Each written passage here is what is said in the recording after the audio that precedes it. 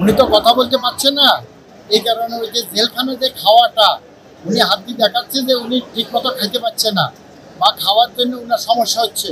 এই কারণে ওই যেহেতু অসুস্থ, টাইম টু টাইম ওনার খেতে হয়, আর ওনার ডায়াবেটিসটা বিভিন্ন ইয়ার কারণে, এই কারণে উনি একটু রাগ হয়ে গেছেন যে কোনো কিছু তো আমি করতে পারছি না কেন।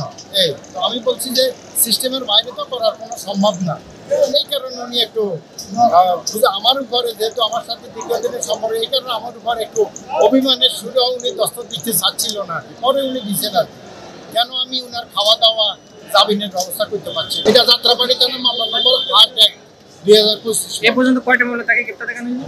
এই মামলা এই পর্যন্ত দেখা যায় 19টা মামলা তাকে গ্রেপ্তার করা। রিমান্ডে কবে গেছে? রিমান্ডে একবার গেছে, কিন্তু অন্যান্য রিমান্ড এখনো পেন্ডিং আছে। এই পর্যন্ত কত দিনের রিমান্ড তার আদেশ হয়েছে? রিমান্ডে আরো 2টা মামলা পেন্ডিং আছে, আরো 10 দিনের রিমান্ড।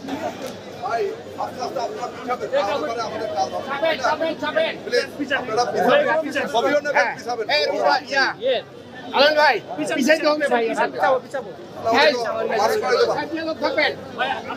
একটু পিছাইতে হবে ভাইয়া। আপনি কোন সাংবাদিক? হ্যাঁ দেখি না তো, পিছান ভাই, পিছান পিছান পিছান।